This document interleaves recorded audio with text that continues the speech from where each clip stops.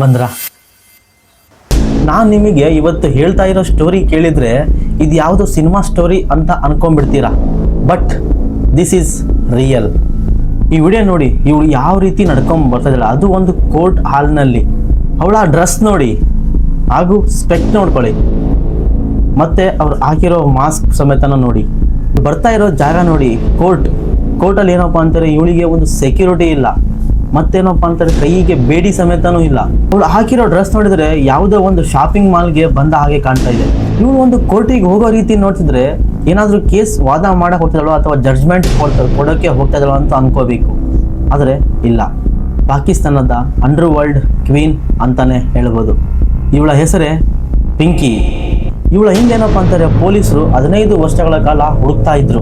ಅಂದ್ರೆ ಈ ಕೇಸ್ನ ಇನ್ವೆಸ್ಟಿಗೇಷನ್ಸ್ ಮಾಡ್ತಾ ಇದ್ರು. ಕರಾಚಿಯಲ್ಲಿ ಯಾವುದೇ ಒಂದು ಪೊಲೀಸ್ ಸ್ಟೇಷನ್ಗೆ ಕರ್ಕೊಂಡೋಗಿ ಕೇಳಿದ್ರು ಸಮೇತ ಇವಳ ಹೆಸರು ಅಲ್ಲಿ ಬರ್ತಾ ಇತ್ತು.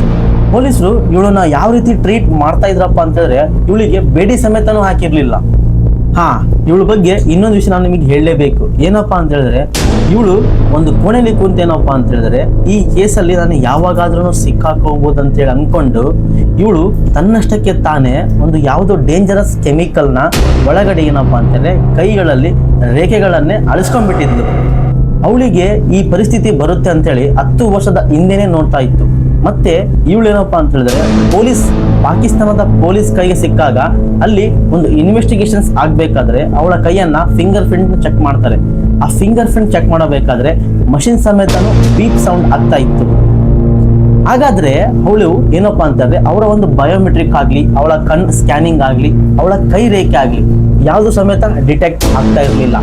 ಹಾಗಾದ್ರೆ ಇವಳು ಯಾರು, ಎಲ್ಲಿಂದ ಬಂದ್ಲು, ಯಾವ ಒಂದು ದಾರಿ ಹಿಡ್ಕೊಂಡು ಇಲ್ಲಿ ಮಠ ಬಂದ್ಲು? ಇನ್ನೊಂದು ಮಾತು, ಇವಳು ಎಷ್ಟು ದೊಡ್ಡ ಡ್ರಗ್ ಎಂಪೈರ್ನ ಬಿಲ್ಡ್ ಮಾಡಿದ್ಲು ಅಂತ ಹೇಳಿದ್ರೆ ನೀವು ಹೂವೇನು ಕೂಡ ಮಾಡೋಕ್ಕಾಗಲಿಲ್ಲ. ಇವಳೇನಪ್ಪ ಅಂತಾರೆ, ಆ ಡ್ರಗ್ ಎಂಪೈರ್ನ ಯಾವ ತರ ಬಿಲ್ಡ್ ಮಾಡ್ಕೊಂಡು ಬಂದ್ಲು? ಇವತ್ತಿನ topic drug queen of Pakistan. ನಾವು ಪಿಂಕಿ ಬಗ್ಗೆ ತಿಳ್ಕೊಬೇಕಂದ್ರೆ ಫಸ್ಟ್ ಅವಳೇನಪ್ಪ ಅಂತಾರೆ, ಡ್ರಗ್ ಯಾವ ರೀತಿ ಸೇಲ್ ಮಾಡ್ತಾ ಇದ್ಲು, ಮತ್ತೆ ಆ ಒಂದು ಡ್ರಗ್ನ ಯಾವ ರೀತಿ ಪ್ರೊಡಕ್ಷನ್ ಮಾಡ್ತಾ ಇದ್ಲು. ಈಗ ಒಬ್ಬ ನಾರ್ಮಲ್ ಪರ್ಸನ್ ಪಾಕಿಸ್ತಾನದ ಬಗ್ಗೆ ಏನೆಲ್ಲ ಥಿಂಕ್ ಮಾಡ್ಬೋದು ಹೇಳಿ? ನಾರ್ಮಲ್ ಅಲ್ಲಿ ಟೆರರಿಸಮ್ ಇದೆ, ಹಾಗೂ ಏನಪ್ಪಾ ಅಂತಾರೆ ಬಡತನದ ಬೀದಿಗಳಿದೆ, ಈ ತರ ಥಿಂಕ್ ಮಾಡ್ತಾರೆ.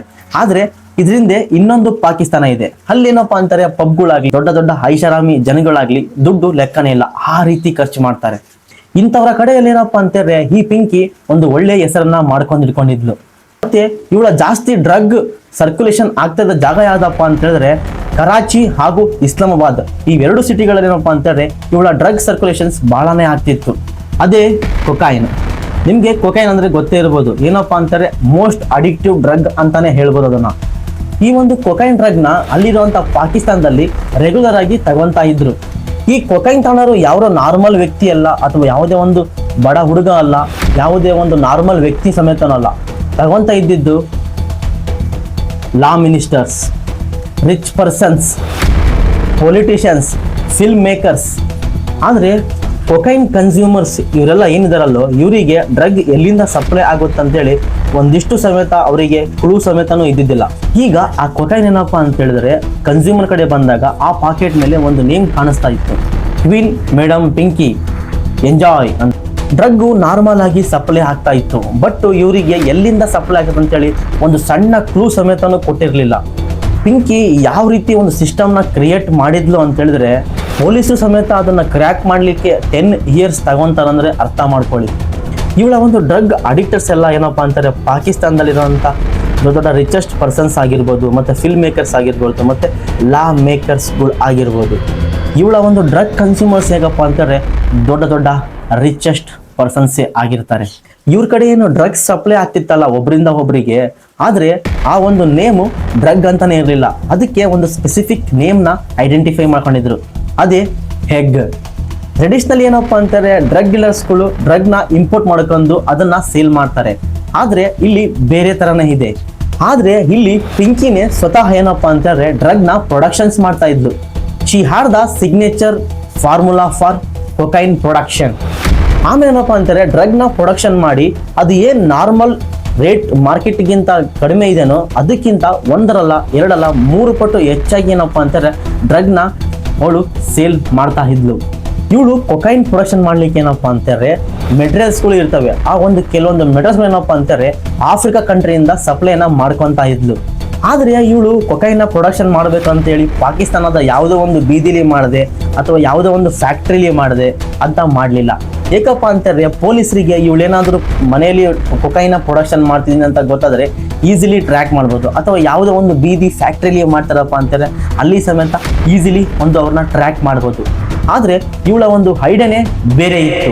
ನೀವು ನೋಡಿರ್ಬೋದು ಫಿಲ್ಮ್ ಸ್ಟಾರ್ಗಳು ಏನಪ್ಪ ಅಂತಾರೆ ಕ್ಯಾರವನ್ಗಳು ಯೂಸ್ ಮಾಡ್ತಾರೆ, ಮತ್ತೆ ಈಗ ಬ್ಲಡ್ ಬ್ಯಾಂಕ್ ಅಂತೇಳಿ ಅದು ಬರುತ್ತೆ, ಅಲ್ಲಿ ಸಮೇತ ಸ್ಯಾಂಪಲ್ಸ್ ಚೆಕ್ ಮಾಡೋದಕ್ಕೆ ಒಂದು ಲ್ಯಾಬ್ನ ಮಾಡ್ಕೊಂಡಿರ್ತಾರೆ, ಅಂದರೆ ಬಸ್ ಒಳಗಡೆನೆ. ಅದೇ ಸಿಸ್ಟಮಲ್ಲಿ ಏನಪ್ಪ ಅಂತಾರೆ ಪಿಂಕಿನೂ ಸಮೇತ ಈ ಒಂದು ಕೊಕೈನ ಪ್ರೊಡಕ್ಷನ್ ಮಾಡಲಿಕ್ಕೆ ಓಮಿನಿ ಮತ್ತು ವ್ಯಾನ್ಸ್ ಈ ಥರ ಎಲ್ಲ ತಗೊತಾ ಇದ್ಲು. ಅದರೊಳಗೇನೆ ಡ್ರಗ್ ಎಲ್ಲ ರೆಡಿ ಮಾಡ್ತಾ ಇದ್ಲು. ಏನಾದರೂ ಸಣ್ಣ ಕ್ಲೂ ಪೊಲೀಸ್ ಸಿಕ್ಕರೆ ಈಸಿಯಾಗಿ ಪಾಸ್ ಆಗ್ಬೋದು ಅಂತೇಳಿ ಈ ಥರ ಒಂದು ಸಿಸ್ಟಮ್ನ ಅಕ್ಕಿ ಮಾಡ್ಕೊಂಡಿದ್ಲು. ಇದರಿಂದ ಏನಪ್ಪ ಅಂತಾರೆ ಪೊಲೀಸರಿಗೆ 15 ವರ್ಷಗಳ ಕಾಲ ಬೇಕಾಯಿತು ಇವಳನ್ನ ಕ್ರ್ಯಾಕ್ ಮಾಡಲಿಕ್ಕೆ. ಈಗ ಇವಳು ಡ್ರಗ್ ಯಾವ ರೀತಿ ಸಪ್ಲೈ ಮಾಡ್ತಾ ಇದ್ಲು ತನ್ನ ಕನ್ಸ್ಯೂಮರಿಗೆ. ಇವಳೇನಪ್ಪ ಅಂತ ಹೇಳಿದ್ರೆ ಡ್ರಗ್ನ ಕನ್ಸ್ಯೂಮರಿಗೆ ಸಪ್ಲೈ ಮಾಡಬೇಕಂದ್ರೆ ಯಾವುದೋ ಒಂದು ಡೈರೆಕ್ಟಾಗಿ ಕನ್ಸ್ಯೂಮರಿಗೆ ಡ್ರಗ್ಸ್ನ ಕೊಡ್ತಿರ್ಲಿಲ್ಲ. ಅವಳೇನಪ್ಪ ಅಂತಾರೆ ಅವಳು ಹುಡುಕುವಂಥ ದಾರಿಗಳು ರೈಲ್ವೆ ಟ್ರ್ಯಾಕ್ ಆಗ್ತಿದ್ವು, ಅಥವಾ ಒಂದು ಬಸ್ ಸರ್ವಿಸ್ನ ಕ್ರಿಯೇಟ್ ಮಾಡ್ಕೊಂಡಿದ್ಲು.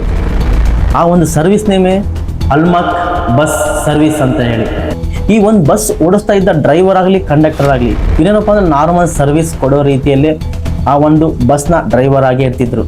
ಆದರೆ ಇಲ್ಲಿ ಪಿಂಕಿ ಪ್ರಕಾರ ಏನಪ್ಪ ಅಂತಾರೆ ಈ ಬಸ್ ಸರ್ವಿಸ್ ಏನಪ್ಪ ಅಂತಾರೆ ಕೊಕೈನ್ನ ಸಪ್ಲೈ ಮಾಡೋ ಒಂದು ಬಸ್ ಸರ್ವಿಸ್ ಆಗಿತ್ತು. ಇದರಿಂದಾನೇ ಡ್ರಗ್ ಸೇಫ್ ಆಗಿ ಕನ್ಸ್ಯೂಮರ್ ಕೈಗೆ ಸಿಗ್ತಾ ಇತ್ತು. ಎವ್ರಿ ಡೇ ಆ ಡ್ರಗ್ ಏನಪ್ಪ ಅಂತಾರೆ ಲಾಹೋರ್ ಟು ಕರಾಚಿ ಏನಪ್ಪ ಅಂದರೆ ಸಪ್ಲೈ ಆಗ್ತಾ ಇತ್ತು. ಲಾಹೋರಿಂದ ಕರಾಚಿಗೆ ಬರಬೇಕಾದ್ರೆ ಅಲ್ಲಿ ಆ ಒಂದು ಡ್ರಗ್ನ ರಿಸೀವ್ ಮಾಡಲಿಕ್ಕೆ ಒಬ್ಬ ನಿಂತಿರ್ತಿದ್ದ. ಅವನ ಹೆಸರೇ ನಾದಿರ್ ಖಾನ್. ಇನ್ನೊಂದು ವಿಷಯ, ಕನ್ಸ್ಯೂಮರ್ ಏನಾದರೂ ಇವ್ರ ಕಡೆ ಡ್ರಗ್ಸ್ ತಗೋಬೇಕಪ್ಪ ಅಂತ ಹೇಳಿದ್ರೆ ಆನ್ಲೈನ್ ಸರ್ವಿಸ್ ಇರ್ತಾ ಇತ್ತು. ಇವ್ರೇನಪ್ಪ ಅಂತಾರೆ ಆ ಒಂದು ವೆಬ್ಸೈಟ್ನ ಒಂದು ಟ್ರಸ್ಟೆಡ್ ಕನ್ಸ್ಯೂಮರ್ಗೆ ಕೊಡ್ತಾ ಇದ್ರು. ಪೇಮೆಂಟ್ ಸಮೇತ ಆ ವೆಬ್ಸೈಟ್ ಮುಖಾಂತರ ನಡೀತಾ ಇತ್ತು. ಈ ಒಂದು ಆನ್ಲೈನ್ ಸರ್ವಿಸ್ ಎಲ್ಲ ಏನಪ್ಪ ಅಂತಾರೆ ಇಕ್ಬಾಲ್ ಅನ್ನೋ ಒಬ್ಬ ವ್ಯಕ್ತಿನ ನೋಡ್ಕೊಂತ ಇದ್ದ. ಅಲ್ಲಿರೋ ಕನ್ಸ್ಯೂಮರ್ ರೆಕಾರ್ಡ್ ಸಮೇತನು ಇವನೇ ಮ್ಯಾನೇಜ್ ಮಾಡ್ಕೊಂತ ಇದ್ದ. ಈಗ ಇನ್ನೊಂದು ಕ್ವಶನ್ ಬರ್ಬೋದು, ಡ್ರಗ್ಸ್ ಕನ್ಸ್ಯೂಮರಿಗೆ ಹೇಗೆ ಸಿಗ್ತಾ ಇತ್ತು? ಬನ್ನಿ ತಿಳ್ಕೊಳ್ಳೋಣ. ಈಗ ಡ್ರಗ್ ಏನಪ್ಪ ಅಂತಾರೆ ಒಬ್ಬರಿಂದ ಒಬ್ಬರಿಗೆ ಅದೇನಪ್ಪ ಅಂತಾರೆ ಶಿಫ್ಟ್ ಆಗ್ತಾ ಇತ್ತು. ಬಟ್ ಕನ್ಸ್ಯೂಮರಿಗೆ ಏನಪ್ಪ ಅಂತಾರೆ ಡೈರೆಕ್ಟ್ ಆಗಿ ಡ್ರಗ್ನ ಇವರು ಕೊಡ್ತಾ ಇರಲಿಲ್ಲ. ಅದು ಹೇಗಪ್ಪ ಅಂತಾರೆ ಅವನ ಒಂದು ಮೊಬೈಲ್ ನಂಬರ್ನ ಟ್ರ್ಯಾಕ್ ಮಾಡ್ತಾ ಇದ್ರು. ಮೊಬೈಲ್ ನಂಬರ್ ಟ್ರ್ಯಾಕ್ ಮಾಡಿ ಮೊಬೈಲಿಗೆ ಒಂದು OTP ಬರುತ್ತೆ. OTP ಮುಖಾಂತರ ಅವನಿಗೆ ಒಂದು ಮೆಸೇಜ್ ಬರುತ್ತೆ. ಮೆಸೇಜ್ ಬಂದಾದ್ಮೇಲೆ ಇವರು ಒಂದು ಪ್ಲೇಸ್ನ ಹೇಳ್ತಾರೆ. ಆ ಪ್ಲೇಸಿಗೆ ಬಂದು ಇವನು ಆ ಡ್ರಗ್ಗನ್ನು ತಗೊಂಡು ಹೋಗ್ಬೇಕಾಗುತ್ತೆ. ಈ ರೀತಿ ಸರ್ವಿಸ್ ಆನ್ಲೈನ್ ಸರ್ವಿಸ್ನ ಇವರು ಕೊಡ್ತಾ ಇದ್ರು ಕನ್ಸ್ಯೂಮರಿಗೆ.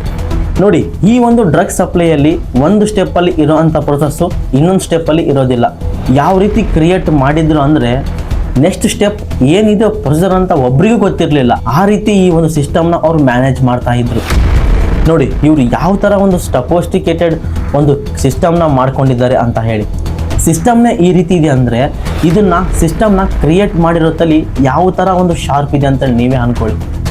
ಆದರೆ ಈ ಪಿಂಕಿಗೆ ಬಿಸ್ನೆಸ್ನ ಯಾವ ರೀತಿ ಕಾಪಾಡ್ಕೋಬೇಕು, ಈ ಒಂದು ಸಮಸ್ಯೆಯಿಂದ ಹೇಗೆ ಪಾರಾಗಬೇಕು ಅನ್ನೋದು ಕರೆಕ್ಟಾಗಿ ಅವಳಿಗೆ ಮೈಂಡ್ಸೆಟ್ಟಲ್ಲಿ ಇತ್ತು. ನಾವು ಫಸ್ಟಿಗೆ ನೋಡ್ದಂಗೆ ಅವಳೇನಪ್ಪ ಅಂತ ಹೇಳಿದ್ರೆ ಒಂದು ದೊಡ್ಡ ಕೆಮಿಕಲಲ್ಲಿ ಡೇಂಜರಸ್ ಕೆಮಿಕಲಲ್ಲಿ ಕೈಯನ್ನು ಇಟ್ಕೊಂಡು ಕೈ ಮೇಲಿರೋ ರೇಖೆನೇ ಅಳಿಸ್ಕೊಂಡಿದ್ದಂದರೆ ಅವಳು ಒಬ್ಬ ಎಂಥ ಡೇಂಜರಸ್ ವ್ಯಕ್ತಿ ಅಂತ ಥಿಂಕ್ ಮಾಡ್ಕೊಳ್ಳಿ. ಮತ್ತು ಪಾಕಿಸ್ತಾನದಲ್ಲಿ ಇವಳನ್ನ ಗೂಂಡಾಗಳಾಗಲಿ ಪೊಲಿಟಿಷಿಯನ್ಸ್ ಆಗಲಿ ಫಿಲ್ಮ್ ಮೇಕರ್ಸ್ ಆಗಲಿ ಇವಳನ್ನ ಯಾರು ಸಮೇತ ಏನೂ ಮಾಡೋಕ್ಕಾಗಲಿಲ್ಲ. ಏಕಪ್ಪ ಅಂತಾರೆ ಅವರೆಲ್ಲ ಇವರ ಒಂದು ಮುಷ್ಟಿಲಿ ಇದ್ದರು. ಏಕಪ್ಪ ಅಂತಾರೆ ಅವರೆಲ್ಲ ಏನಪ್ಪ ಅಂತಾರೆ ಇವಳ ಒಂದು ಕೊಕೈನಿಗೆ ಅಡಿಕ್ಷನ್ ಆಗಿದ್ರು. ಈಗ ನಿಮ್ಮ ತಲೆಯಲ್ಲಿ ಒಂದು ಕ್ವಶನ್ಸ್ ಬರ್ಬೋದು, ಹಾಗಾದರೆ ಇವಳು ಎಲ್ಲಿಂದ ಬಂದ್ಲು? ಪೊಲೀಸರು ಇನ್ವೆಸ್ಟಿಗೇಷನ್ಸ್ ಮಾಡಿ 10 ವರ್ಷ ಆದರೂ ಸಮೇತ ಒಂದು ಫೋಟೋನೂ ಸಿಕ್ಕಿರಲಿಲ್ಲ. ಒಂದು ಮಿಡಲ್ ಕ್ಲಾಸ್ ಕುಟುಂಬದಿಂದ ಬಂದ ಒಬ್ಬ ಮಿಡಲ್ ಕ್ಲಾಸ್ ಹುಡುಗಿ ಒಂದು ಡ್ರಗ್ ಲಾರ್ಡ್ ಆಗಿ ಬೆಳೆದಿದ್ದು ಹೀಗೆ. ಇವಳ ಹಿಂದೆ ಇನ್ನೊಂದು ಹೆಸರಿದೆ, ಅನ್ಮೋಲ್. ಪಿಂಕಿ 1995 ಪಾಕಿಸ್ತಾನದ ಕರಾಚಿಯಲ್ಲಿ ಹುಡ್ತಾಳೆ. ಪಿಂಕಿ ಅನ್ನೋದು ಇವಳ ರಿಯಲ್ ನೇಮ್ ಆಗಿರಲಿಲ್ಲ. ಅವಳ ರಿಯಲ್ ನೇಮ್ ಬಂದ್ಬಿಟ್ಟು ಅನ್ಮೋಲ್ ಆಗಿರುತ್ತೆ. ಪಿಂಕಿ ಅನ್ನೋದು it is A brand name only. ಈಗ ನೋಡಿ, ನಾವು ಸಣ್ಣನಿದ್ದಾಗ ಏನಪ್ಪ ಅಂತಾರೆ ಡಾಕ್ಟರ್ ಆಗಬೇಕು ಅಥವಾ ಇಂಜಿನಿಯರ್ಗೆ ಆಗಬೇಕು ಏನೋ ಒಂದು ಆಗ್ಬೇಕಂತ ಆಸೆ ಇರುತ್ತೆ. ಅದೇ ರೀತಿನೇ ಇಲ್ಲಿ ಕೂಡ ಈ ಒಂದು ಅನ್ಮೋಲ್ಗೆ ಒಂದು ಪ್ರಾಬ್ಲಮ್ ಇರುತ್ತೆ. ನಾನು ಸಮೇತ ಆ್ಯಕ್ಟರ್ ಆಗಬೇಕು, ಮಾಡಲಿಂಗ್ ಮಾಡಬೇಕಂತ ಒಂದು ಆಸೆ ಇರುತ್ತೆ. ಆದರೆ ಮನೆಯಲ್ಲಿ ಇವಳ ತಂದೆಗೂ ಮತ್ತು ಇವಳಿಗೆ ಏನಪ್ಪ ಅಂತಾರೆ ಒಂದು ದೊಡ್ಡ ಪ್ರಾಬ್ಲಮ್ ಕ್ರಿಯೇಟ್ ಆಗಿರುತ್ತೆ. ಅಪ್ಪ ಏನಪ್ಪ ಅಂತ ಹೇಳಿದ್ರೆ ಮನೆಗೆ ಬಂದು ನೆಮ್ಮದಿ ಜೀವನ ನಡೆಸ್ತಾ ಇರ್ತಾರೆ, ಮತ್ತು ಮಕ್ಕಳು ಚೆನ್ನಾಗಿ ಓದಲಿ ಅಂತೇಳಿ ಅವಳನ್ನು ಸಮೇತ ಚೆನ್ನಾಗಿ ಬೆಳೆಸ್ತಾ ಇರ್ತಾರೆ. ಇವ್ರ ತಂದೆ ಬಂದ್ಬಿಟ್ಟು ಟ್ಯಾಕ್ಸಿ ಡ್ರೈವರ್ ಆಗಿರ್ತಾರೆ, ಬಲೋಚ್ ಕಮ್ಯುನಿಟಿ ಆಗಿರ್ತಾರೆ. ಅನ್ಮೋಲ್ಗೂ ಮತ್ತು ಇವಳ ತಂದೆಗೆ ಏನಪ್ಪ ಅಂದರೆ ಒಂದು ಮಧ್ಯೆ ದೊಡ್ಡ ಪ್ರಾಬ್ಲಮ್ ಕ್ರಿಯೇಟ್ ಆಗಿರುತ್ತೆ. ಆ ಪ್ರಾಬ್ಲಮ್ ಏನಪ್ಪ ಅಂತಾರೆ, ಇವಳಿಗೆ ಓದಲಿಕ್ಕೆ ಆಸೆನೇ ಇರೋದಿಲ್ಲ. ಸ್ಕೂಲಿಗೆ ಹೋಗ್ತಾಳೆ, ಕಷ್ಟಪಡ್ತಾಳೆ, ಆದರೂ ಓದಲಿಕ್ಕೆ ಆಸೆ ಇರಲ್ಲ. ಇವಳಿಗೇನಪ್ಪ ಅಂತಾರೆ ಆ್ಯಕ್ಟರ್ ಆಗಬೇಕು, ನಾನು ಮಾಡಲಿಂಗ್ ಮಾಡಬೇಕು ಅನ್ನೋದು ಭಾಳ ಇದಿರುತ್ತೆ. ಆಗ ಅಪ್ಪನ ಕಡೆ ಹೋಗಿ ಕೇಳಿದಾಗ ಅವಳಪ್ಪ ಅದನ್ನು ನಿರಾಕರಿಸ್ತಾನೆ.